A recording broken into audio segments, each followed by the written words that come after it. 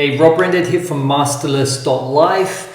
I'm going to be talking about a conversation I had yesterday with an ex-professional footballer, a very high-level footballer, and we were talking about what is the optimal way to learn a skill, or we were meandering around skill acquisition. We were talking about children, we were talking about freedom and freedom to learn. So this is, I think, I'll try and keep it short, super important video if you're a parent, and how to optimize your learning of any skill, and how to make your children learn the best, and I put that in air quotes. So we were on the phone yesterday, and I was talking to him about the project that we're working on, which is a self-directed learning environment for children. So that it is the child's enjoyment, or what they find enjoyment in, directs their learning. So they are their own authority, and there is no authority shaping them or coercing them to learn. Whenever you coerce, it creates fear, and fear kills learning. So when you really start to look at the current system of education, you see, firstly, it's antiquated, and secondly, it's kind of retarded. What I mean by that is I was talking to some bakers, some Bitcoiners who are bakers a few weeks back here in Madeira, and I used that word, and I said, actually, it's horrible. It can be a horrible word, and they said, no, we understand what you're saying, because there are certain types of bread that you retard, so that you stop them from developing, so it creates a certain type of bread. And I think that's what we're doing to kids in the schooling system.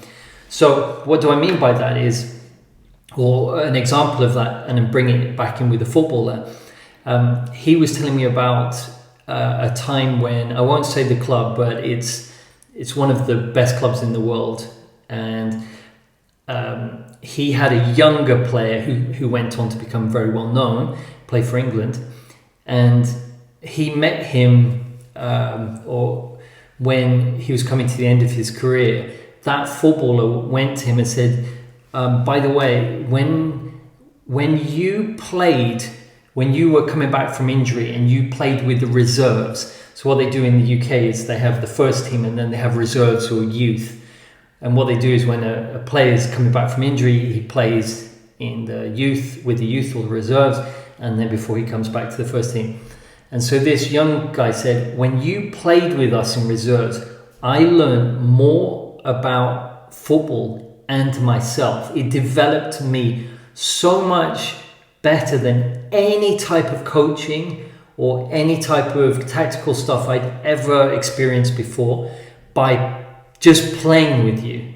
Because I saw and I was influenced by your moves, your passing, what you expected of me. So, and this older footballer was telling me it was obviously a very nice thing to hear.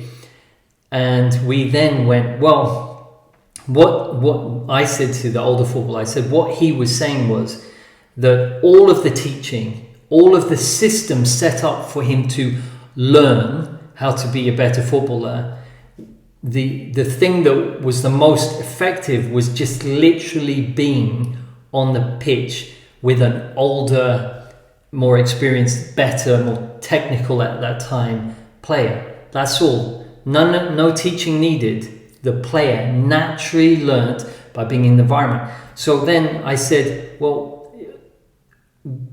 just imagine what they're missing out on with the way, I don't know about other countries, Europe I do, and especially England. What they do is they have the first team and then the youth, and they're separate. Sometimes the youth watch the first team, but usually they're training at the same times and they're separated. So you're retarding the learning experience of the younger players. The younger players need to be with the older players as close as possible. You don't want them affecting the high performance of the first team, but it must be understood that the younger players learn by playing with better, more efficient players. That's how their computer system is upgraded, is by playing with better players. It's obvious. I understand that maybe a top manager would say, no, I don't want young kids playing, but it's a responsibility, I think, and also you're leaving money on the table if you're not allowing young players. When I was at Chelsea, some of the young players that we bought young players from all over the world, and they were paid fortunes for them, but they always played with the same level of player. So it was rare that any player came up. And also you have to look at ego of the first team players. If there's a younger player, I've seen a younger player come in, play with the older players, and there was one guy who his ego didn't like to be ruffled by a younger player, and he booted the younger player, which is also a learning experience for the younger player, but it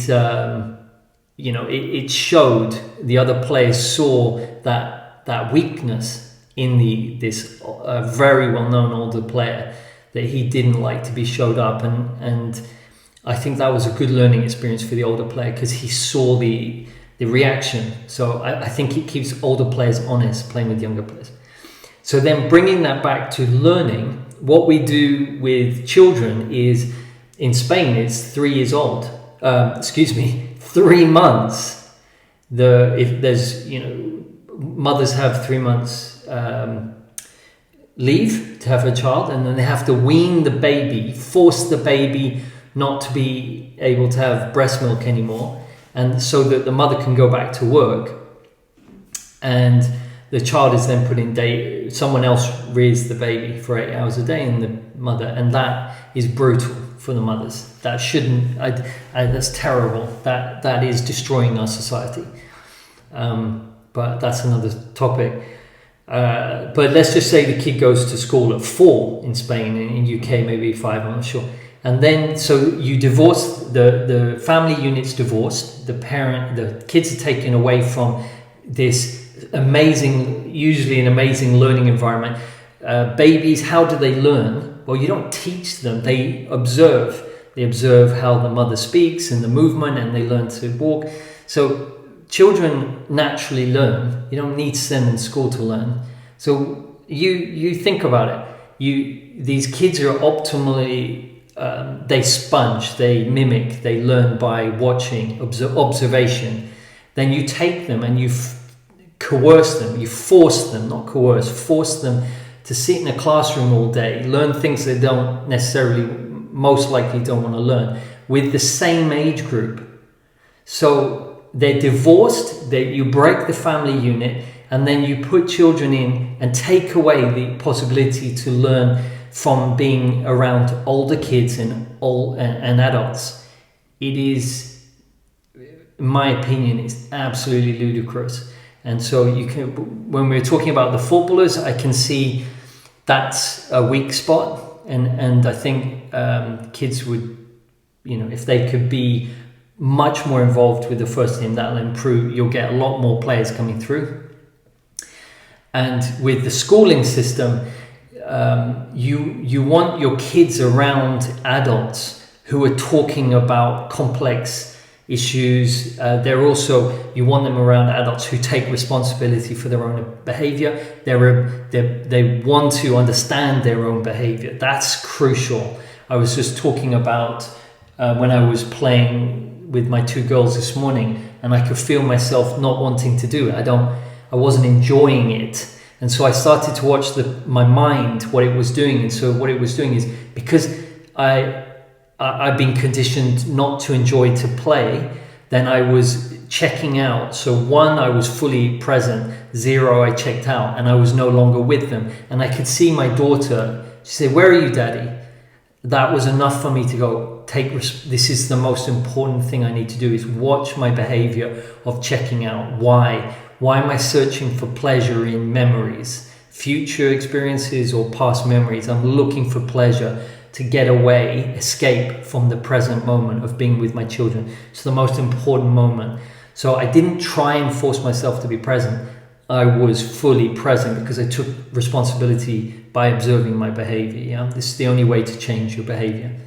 And so with me playing with my kids, or my kids always being around me and my wife and all our amazing friends, and we have some amazing people come over, Gigi, Pablo,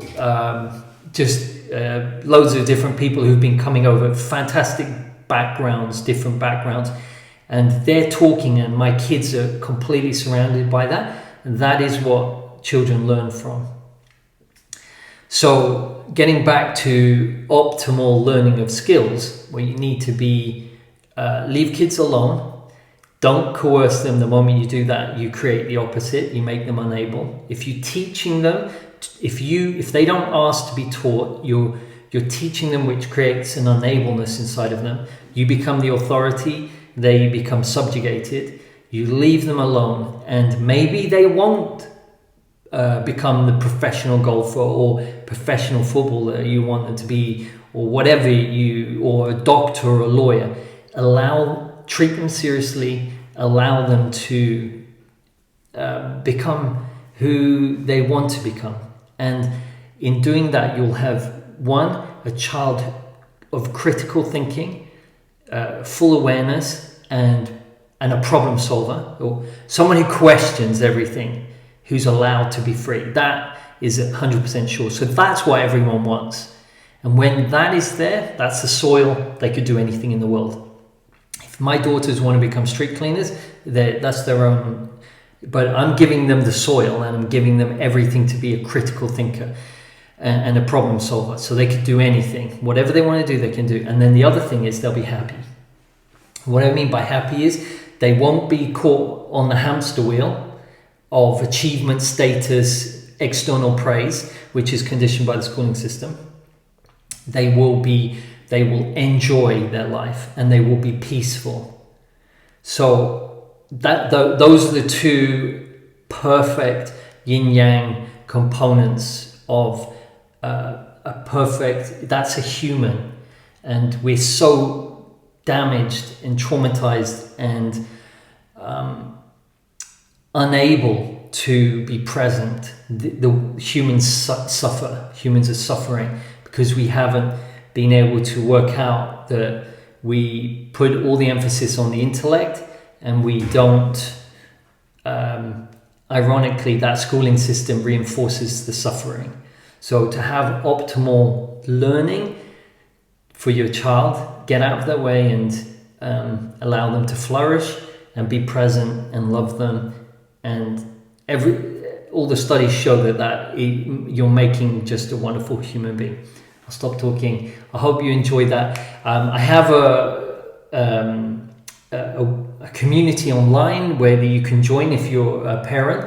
It's school, that's skool.com/unparenting, and there I reply to people and everything. So that's a place where you can get to connect with me and learn more about this work, which is the most important work we can do to enable children to be free. So this one's for the kids. Thank you so much.